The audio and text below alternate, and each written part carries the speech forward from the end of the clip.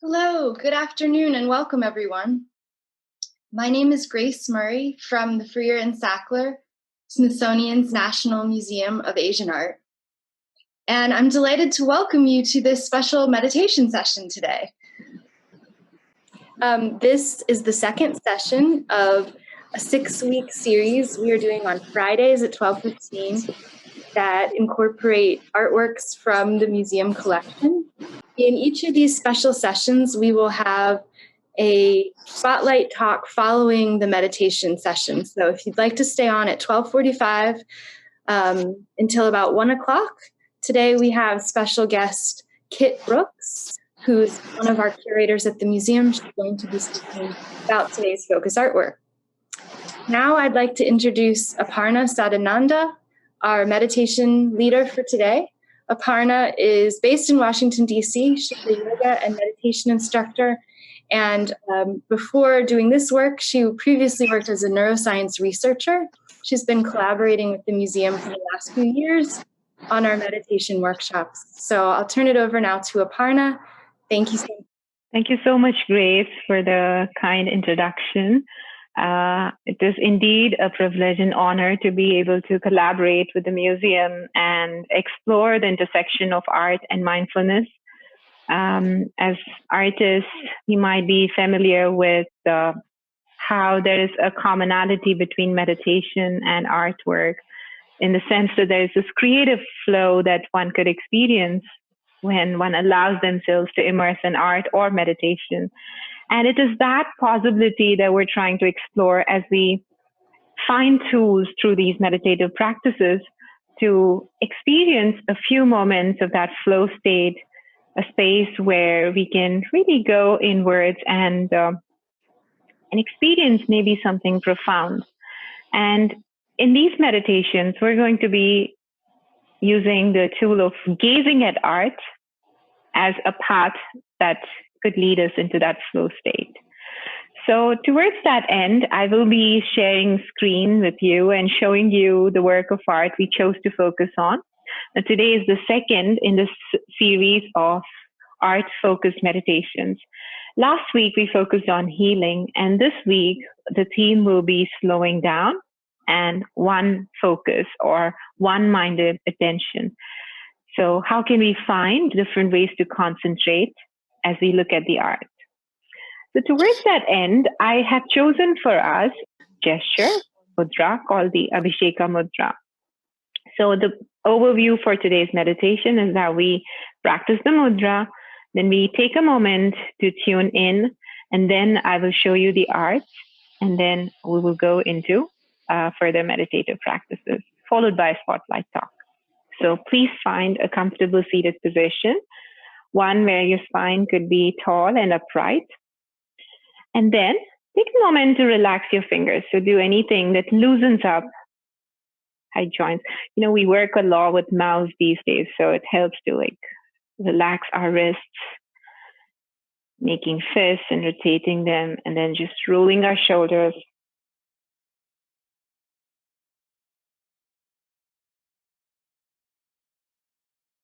And then once we're more comfortable the way we are, we'll practice a mudra, and we'll come back to this during the meditation. Now, this is a totally optional practice. I will also share with you what alternatively you could do as we go along the meditation. So if you find the mudra too challenging, no stress over it. We'll find other ways. But if you'd like to practice it, so place your palms about a few inches apart, and then curl your fingers and bring them together like that. And then we're going to extend the index or pointing fingers so the finger pads touch each other. And then on this side, I'm going to turn a bit. We're going to touch the sides of the thumbs to each other, and then bring these two fingers, these two thumbs towards the index finger so they touch. Okay. If you missed it, let me repeat how you could set this up. So we want to curl fingers as the palms stay apart. Then we'll touch these fingers to each other. Extend the index finger. It looks somewhat like the Eiffel Tower. And then We're going to touch the sides of the thumbs, and the thumbs touch the index fingers. So when I cue you to come into Abhisheka Mudra, we're going to bring our hands to this position and have our hands near the solar plexus, or just kind of below the ribs and between the navel and the last rib or the sternum. You can touch the hands to the body, or the mudra can be a little separate from the body, and that's totally fine. Your elbows may flare out a bit. So please do take a moment to try. And if this feels too intense for your hands, know that there are other options coming up as we meditate. All right. So now, let's close our eyes and just see if that feels meditative, if it allows you to bring your attention from wherever that is, and that may be right now, where the body is placed in space. Let's tune into the sensations in the feet, in the hips, wherever the body is in contact with the support underneath.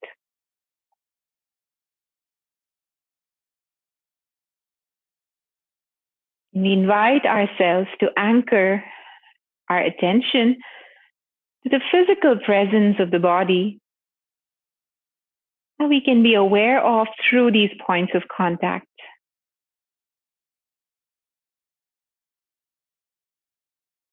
Maybe try to ease into the sense of being anchored by letting these points of contact expand, like we're dropping the body's weight onto these. The body's surface is expanding. Very symbolic of taking up support. So we can give ourselves the opportunity to relax and be supported. We're shifting from the role of doing to the role of just being. If you wish to, you may extend this awareness of your presence by noticing the interface of the body with the space around. It might be a little more subtle than the points of contact, but if you feel that this is accessible, a moment to notice the entire body and its interface with its surroundings.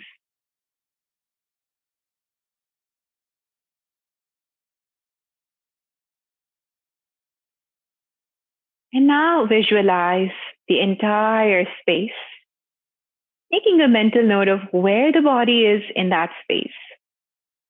It's almost as if the observer within us is a CCTV camera looking at the body from the top of the room, making a mental note that we're here now.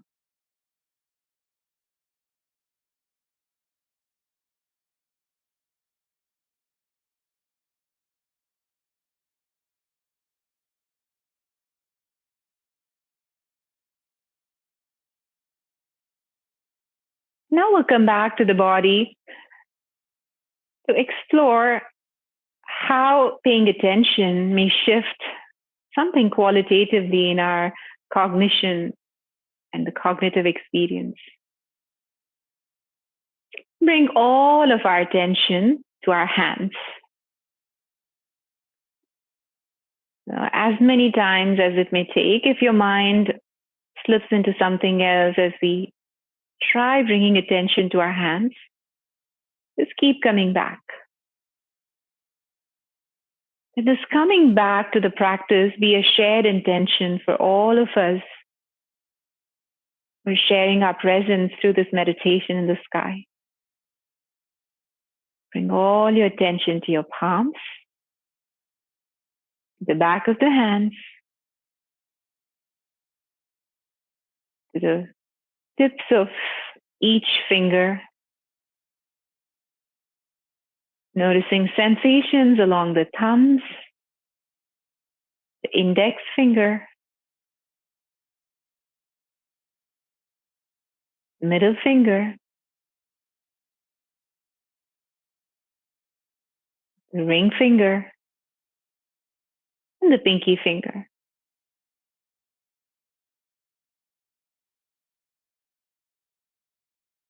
Just the way the palms are, the hands are. What are the sensations we can observe in these hands? Maybe there's heat or cold. Maybe there are spaces in the hands that feel moist and others that may feel dry.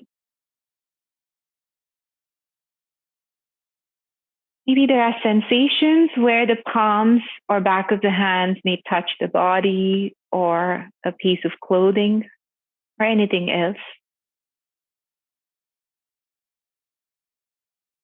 And sometimes we might sense pulsing.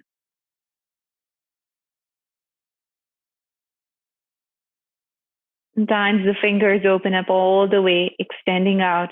And sometimes the fingers naturally hold a bent shape. Can we zoom into all that is present into our palms and hands?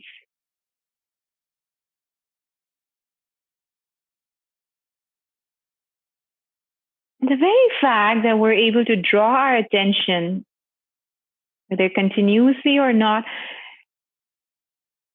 is a testimony to the fact that the force of life, the energy that we call life, is flowing in so many beautiful ways, intriguing ways. We can sense what's going on in the hands. Like by paying attention to our hands, we're bestowing all of this life force into our hands. Can we quickly check any difference between the palms, between the hands, and the rest of the body? So we can be familiar with how energy follows attention.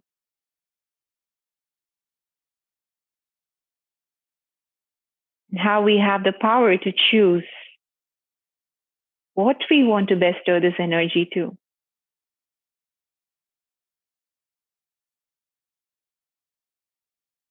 So let's model this process in the entire body. So take your time to tune in with different spaces of the body, observing the sensations along the body, spending a few breaths,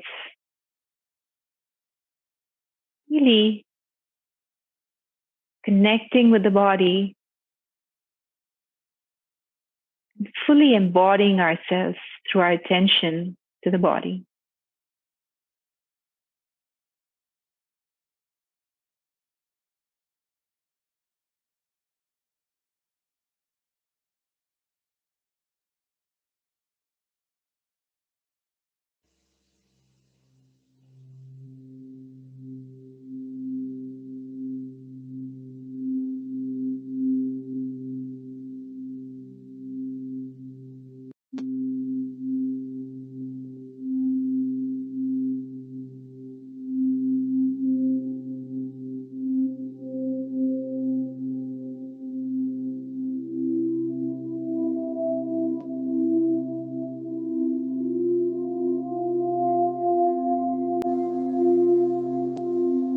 If you'd like to, visualize this energy as light. Although it could be any other form. If it's easier, you can visualize it as light, maybe giving it a color of your choice. Where you're paying attention to, you may imagine this light flowing from you, from the body, onto that which you're observing.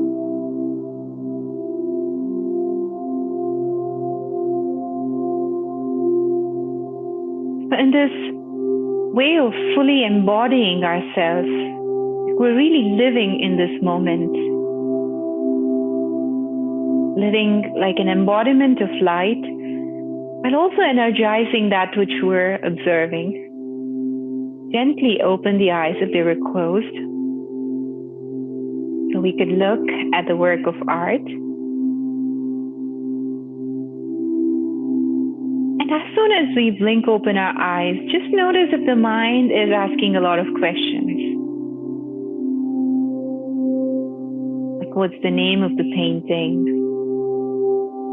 Could be the history behind it. Could be the name of the artist. And while these are all perfectly useful questions to ask, we remind ourselves that they are also a part of thinking about the art. We're more in the head space, in the analytical space. For the change, can we try just looking at the art for the sake of looking? So as we look, maybe from left to right, top to bottom, whatever way resonates with you.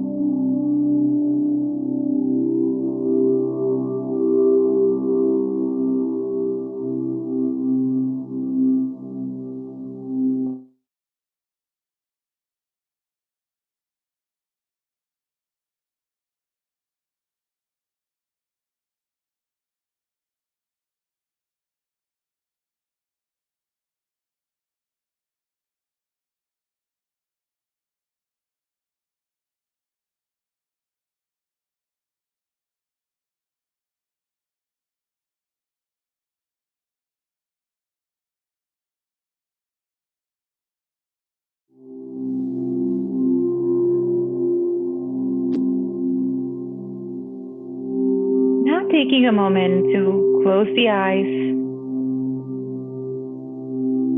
to experience the art, sing what it is invoking for us.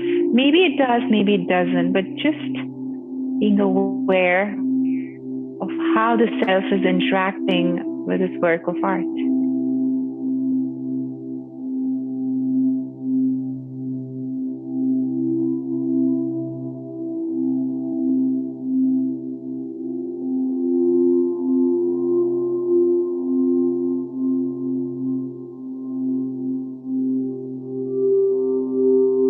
Then to bring more awareness into this process of being and observing, let's connect with the breath. We'll place palms around the navel, breathing all the way down, letting the belly expand towards the palms, and drawing the belly in as we breathe out.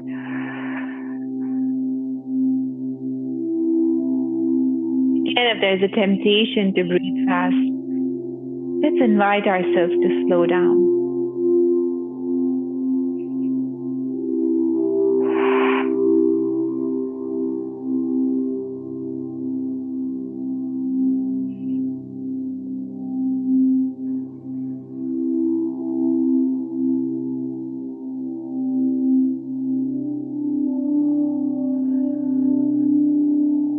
Continuing to breathe this way. At each exhale, the drawing of the belly in and up towards the spine and the chest. Like we're kindling the flame of our attention. Just like the tip of the flame, always pointing in one direction. We're guiding our attention very specifically.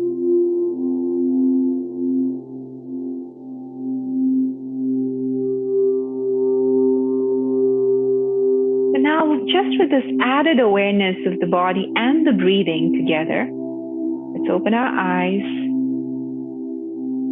and gaze at the work.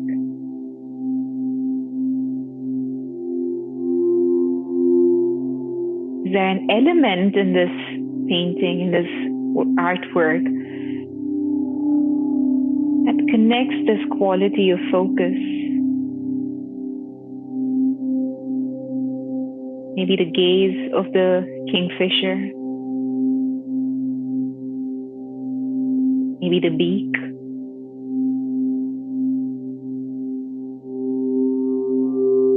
Maybe we're experiencing the delicate balance that this bird is in as it perches on the tender stem of the lotus. Like that balance is an outcome of the single-minded focus.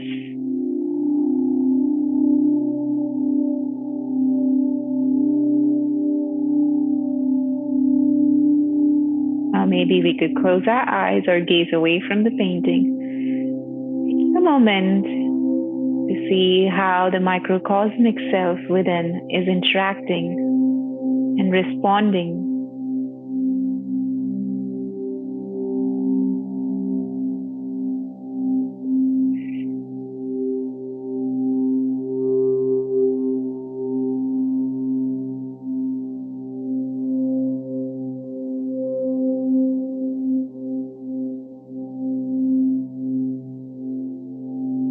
Then we may go back to the breathing, the deep abdominal breathing in the belly. Or we may choose to adopt the hand gesture, the Abhisheka Mudra.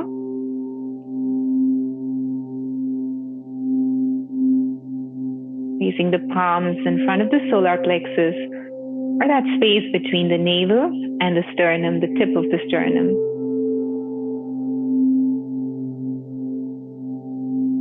If we're adopting the hand gesture, we might take a few breaths just getting used to holding hands in this way. Notice where the body is tensing up. And how can we relax those spaces? Can we maintain the upright, tall length of the spine?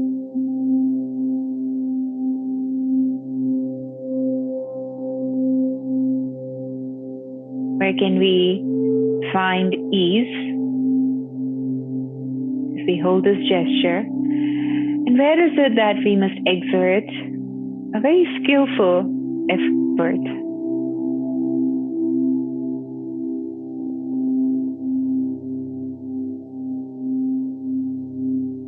So we can attune to the responses of the body and the mind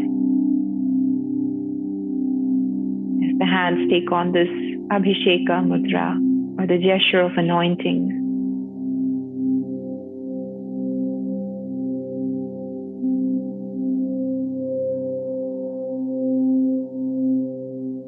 Take a moment to notice the energy of attention, the light flowing into the hands, and that energy being regulated through the posture of the hands.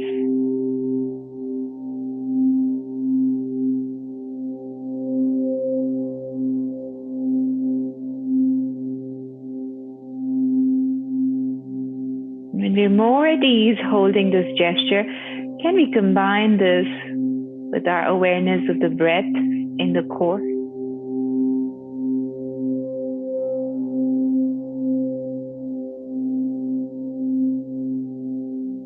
And of the entire body. And now attuned to the body's experience of the hand gesture, we gently open the eyes to look at the painting again.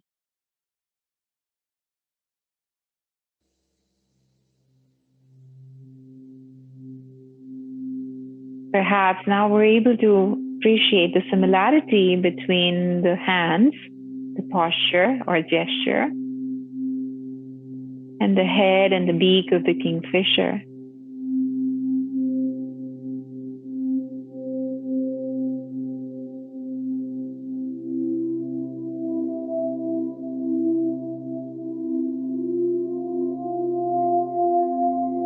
Noticing how these qualities of focus, paying attention by slowing down, really help us get a bird's eye view of our own lives. We're looking at the top, looking at our lives from the top, from a place where we can see the polarities of life just as they are.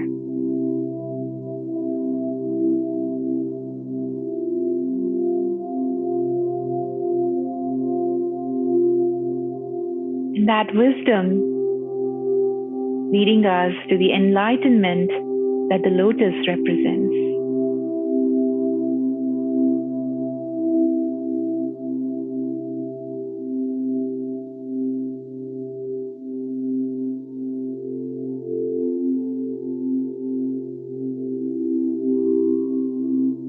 May our minds reside in the space of wisdom, where we can respond to the ups and downs of life from a place of wisdom. Just like the beauty of a lotus is not tarnished by the muddy waters around it. May the flame of enlightenment always be alit, allowing us to navigate through our lives with ease and steadiness.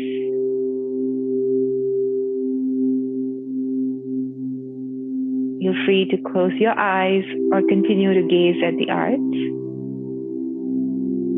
And we'll observe a few moments of silence. Just process our own inner experience, following this guidance, visually and verbally. We tune into the teacher within us.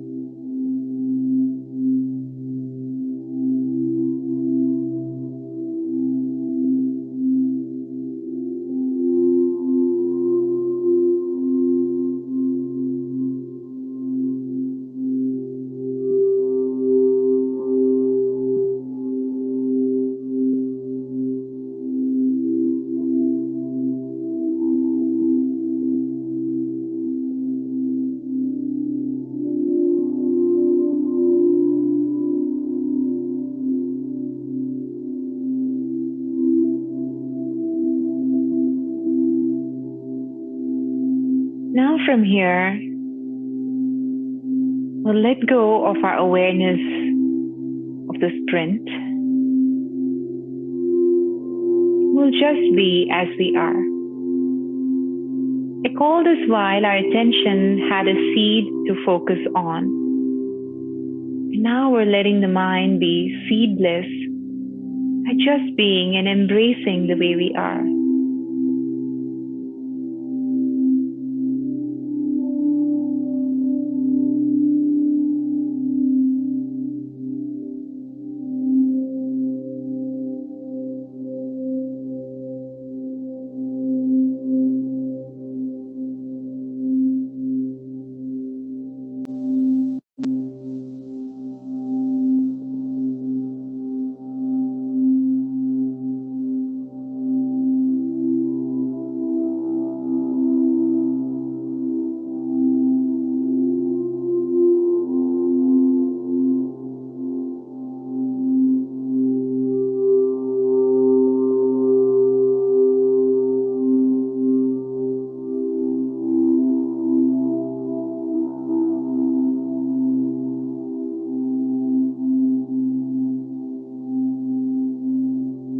Whenever this practice feels complete, join palms together where saying a namaste first to ourselves. Then a namaste silently in our minds to the artist who gave us this beautiful work of art, so rich in meaning. Thanking all the masters of yoga who offered us these meditation tools so we could tune into the creative energy of the artist. Like we're connecting space and time through this meditation. Then we'll close by sharing a namaste with each other, like we're saying, the light in me honors the light in you. And thank you all so very much for joining me in this meditation with the art focus. I hope you found the practice to offer you a different dimension to the practice of meditation.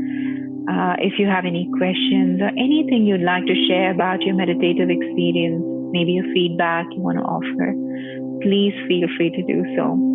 I would like to credit the music, which is Root Chakra by the artist Macroform, and it's played on Yogi Tunes. If you're interested, you can find that out. And now I would like to pass on the stage to Grace, and from there to the Spotlight Talk by Kit.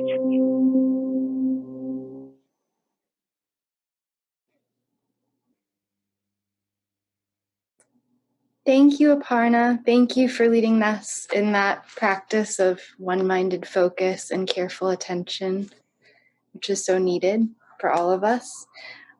If you need to go, thank you for joining us. And if you can stay for a few more minutes, we'd like to welcome Kit Brooks, Japan Foundation Assistant Curator of Japanese Art at Freer Sackler.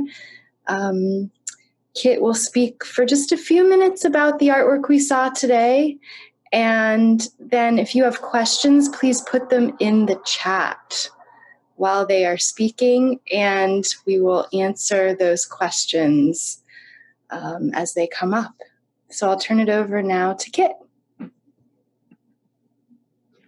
Thank you, Grace, for the introduction, and thank you, Aparna, for selecting this work. I don't really get the opportunity to talk about prints from this perspective, so it was very welcome. And I realized quite how terrible my Zoom etiquette is, so realizing to keep my feet flat and sit up straight. And I actually brought some flowers in from the other room, so I'm having a great time already, so thank you so much.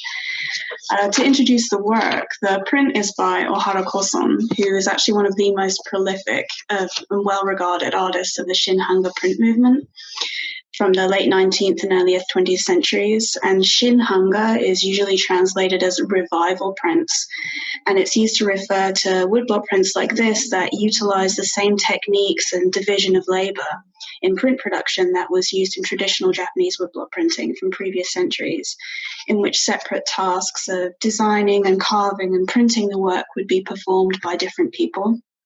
And the whole process would be overseen by a publisher who would also sell the final product.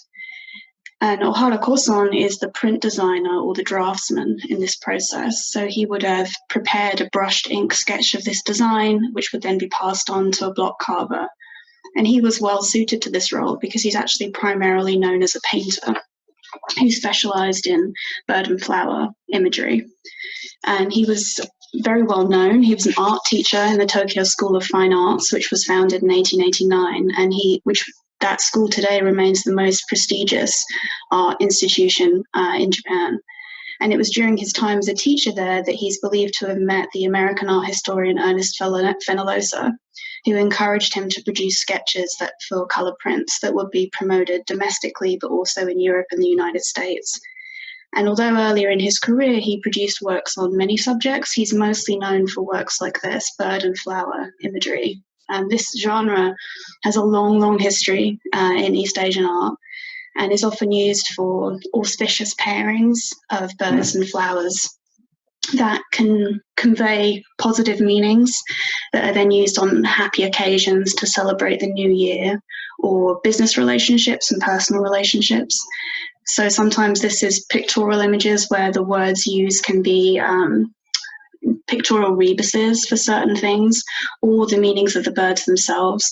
So a common example is pairs of mandarin ducks are often used to symbolize marital fidelity. So paintings of mandarin ducks might be given on the occasion of a wedding or to celebrate a long marriage. although I know that ornithologists have suggested that this is not the case. I think Sir David Attenborough was once interviewed about this, and he said that mandarin ducks are actually amongst the most promiscuous of bird species, but the important thing is the symbolism is of marital harmony. And in this case, we have a kingfisher, and which always makes a wonderful subject for painting because of the fantastic plumage that they have, the many colours that gives the artist an opportunity to express all the details of their feathers. And kingfishers are known to hunt in pairs, so that also makes them a symbol of marriage unions.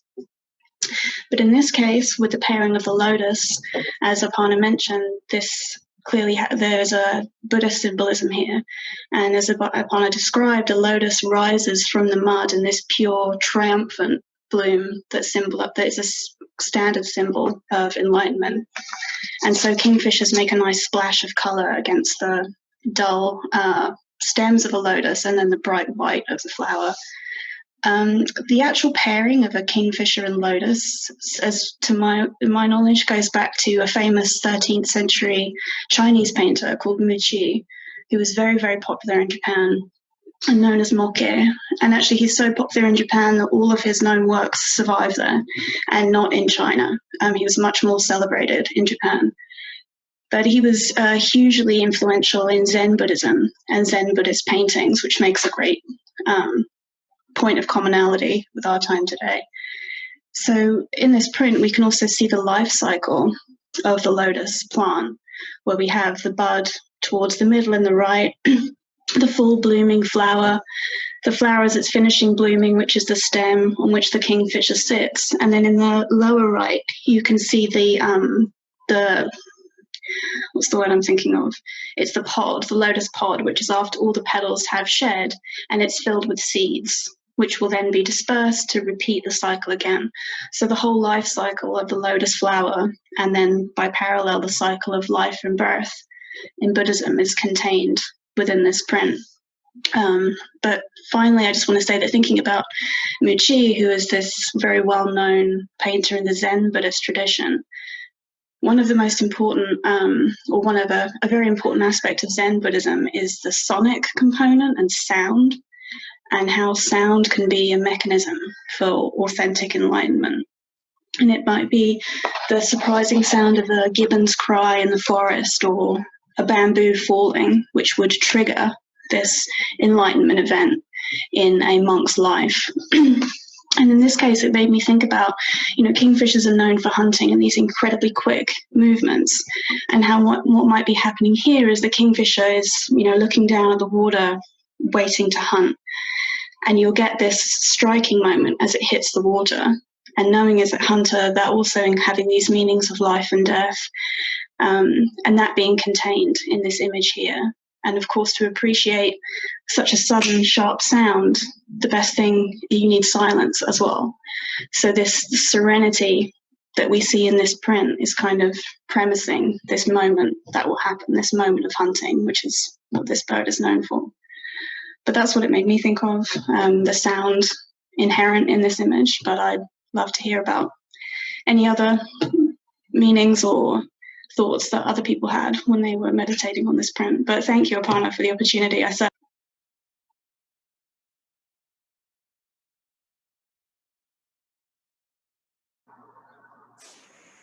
Thank you, Kit. We have one comment coming in here that Jeannie is commenting that she likes the aspect of the lotus petals almost flowing into the background, the lotus bud or the seed pod there in the front, almost flowing into mud, and the background. And yeah, a lot of people commenting that they hadn't noticed this symbolism of the life cycle with the different parts of the lotus there. Yeah, I think I don't know if I'm going too far, but there's almost even which, as an art historian, that's what we're all about all the time. But the collapsed flower that the kingfisher is sitting on the stem on, that kind of pedestal, almost being like you get the Suhama mount, that the center of a Buddhist deity triptych of sculpture will often sit on a mount. But it's almost encouraging that kind of interpretation But yeah, I think the gradation is a point. Although Ohara Koson was the draftsman of this print, we do have to talk about all the other skilled people that were involved in this production and the printer who would have printed this image. In the production of a Japanese woodblock print, you have the block and then the paper is placed on top and rubbed from the back. And they would have applied all the colorants to the wood block. So all this is an invisible process where the craftsman is moving from the back, creating effects that they can't see. But it's all to do with a high level of skill and development and being able to look at an inked block and charge it with color and know what that's going to look like through part of an invisible physical process. So there's so much technical skill and competence that goes into the production of a work like this. Interesting question from Jenny. She asks, were most of the artists involved in these print processes men? Were there any women artists who were making woodblock prints at this time? They were mostly men, but there certainly are female practitioners. In a lot of cases, it might be that the male artist had daughters who initially helped and then developed their own skill. So it is mostly a male process, but there are certainly female practitioners. And even in the 19th century, there are some incredible female literati painters who did bird and flower images in ink painting. So there are female practitioners, but it is predominantly male, yes. Another comment we got in the chat, I think it's wonderful to remember that Kenilworth Aquatic Gardens is open now again in Anacostia, and the late July is the water lily season. So do go see those incredible blooms there if you're able to. If we have any gardeners in the chat, I'd love to hear what is the time period of the life cycle of a lotus that we're thinking about here? I've definitely seen flowering lotuses at the same time as seeing the seed pods, but a lot of bird and flower imagery, it's not realistic. You get paradisical pairings of blooming flowers and birds that wouldn't actually be seen together. So whether in this case this is something that could ever have actually, is this a scene that could have existed? I think it could have, because I think the life cycle of a blooming lotus is very, very short. But I'm always happy to be corrected by scientists who aren't as invested in the symbolic meanings as I am.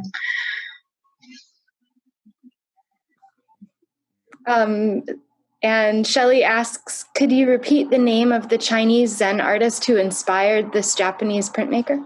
Sure. So the artist is called Muqi, which in English is usually romanized as Muqi. And then they are known in Japanese as Mokke, or Mokkei. So most of the scholarship and research is done in Japan, because that's where his work survive. Wonderful. And we do plan to have more artworks from our Japanese print collections on view soon, in the coming year or two after the museum reopens. So stay tuned for more information about that on our website. And I really want to thank both Kit and Aparna for participating today.